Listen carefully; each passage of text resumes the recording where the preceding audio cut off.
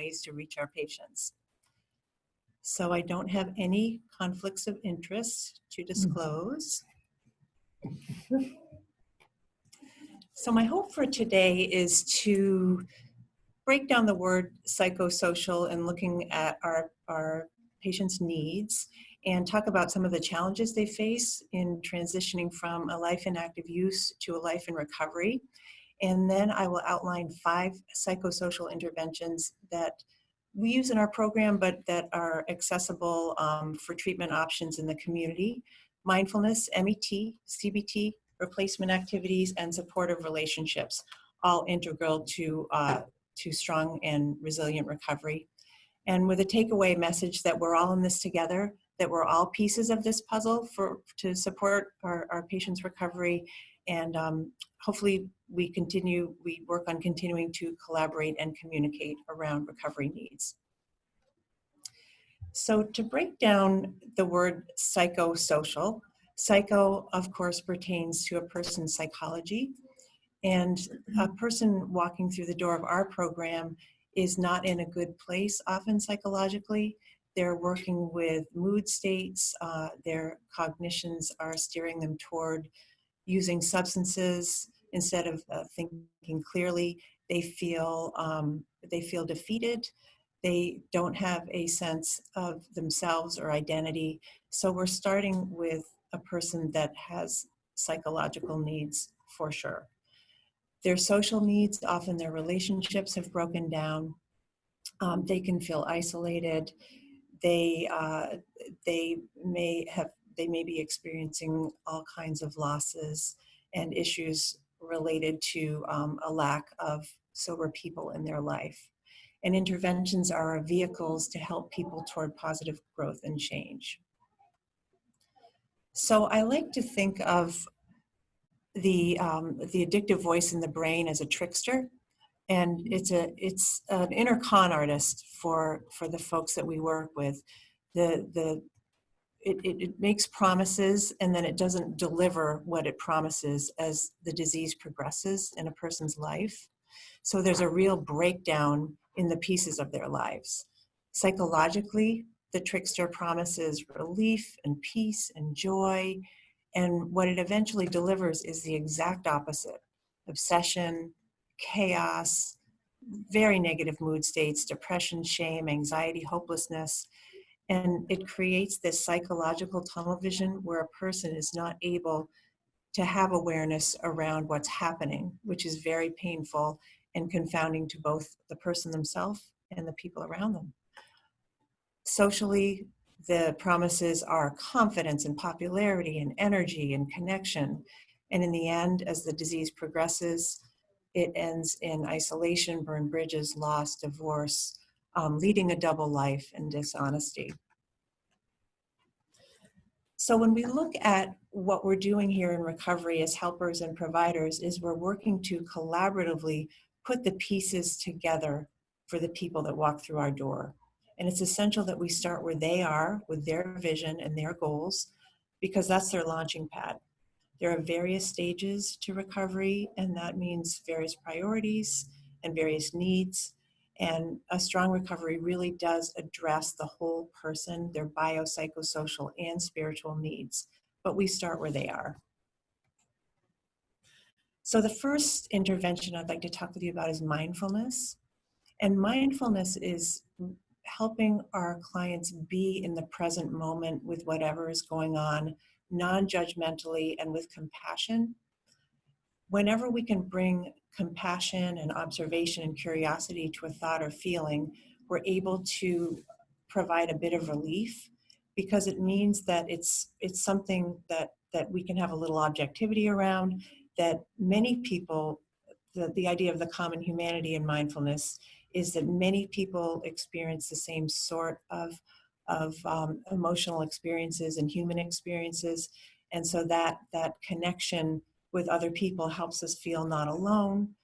We check in on our needs in mindfulness. Am I hungry, angry, lonely, or tired, which is an acronym used often in recovery, to just check in on needs and see what needs I need to meet.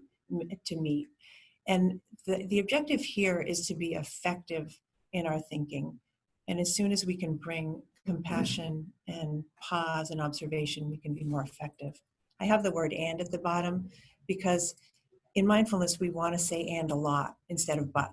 We want to say, my alarm's gone off this morning, and I'm tired, and I'm getting out of bed, and, because we're a mess, right? Life is messy, we're messy. So as you look at this graphic, this is not MET. This is the opposite of MET. I wanted to show you that. MET is not pontificating. It is not lecturing. Look at the body language of the people on the couch. They are not listening. So MET is the exact opposite. It is bringing empathy and curiosity to our discussions with our patients. It's avoiding argumentation, rolling with their resistance, looking at their strengths, pointing out when they say, well, I do like to drink, but I don't like my hangovers in the morning, and say, oh, tell me more about that, and helping them be the drivers in their own treatment. Cognitive behavioral therapy is about examining our thinking, studying our thinking, and coming up with reframes for thinking. So this idea of automatic, negative thoughts, that we look at the evidence. What is the evidence that they are true? And try to help people reframe and come up with a more positive and more growth-producing and positive risk-taking when it comes to working with their thinking. And it also looks at how our feelings are impacted by our thoughts and our behaviors are impacted by our thoughts and feelings. So if we can change our behaviors, that will also change how we think. For example, exercise is great because that changes how we think, which changes how we feel. So move a muscle, change a thought.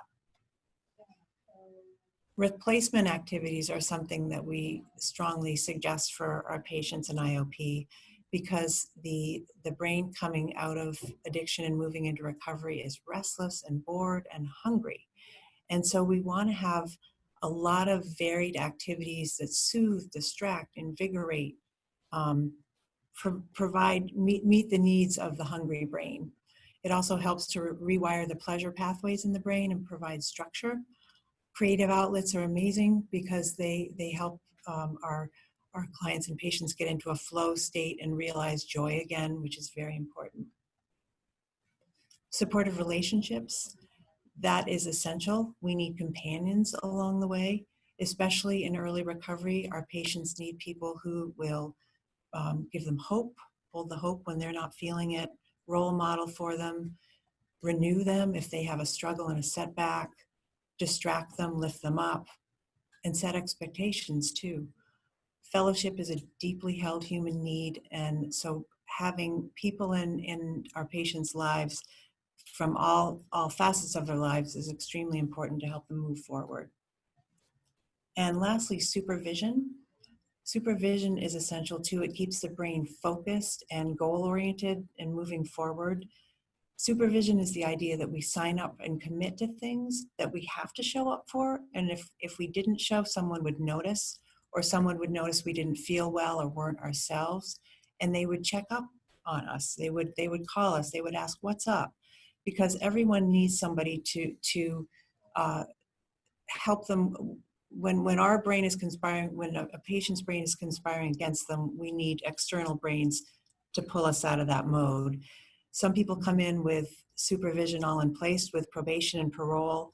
Other people need to figure out what that's going to be for them, whether it's a sponsor, a recovery coach. And for example, in IOP, we monitor people's UAs and breathalyzer tests, which is another form of supervision. Knowing that that's coming up, they may decide not to use over the weekend because they know it will show up in the test. So in summary, we are all important pieces to this recovery puzzle. And I'm sure many of the listeners and participants today have their own piece to the puzzle. And it's very important that we continue working together and continue to provide as many puzzle pieces as we can for our folks that are struggling with substance use disorders, because they need all the resilience and all the structure that they can get. Thank you.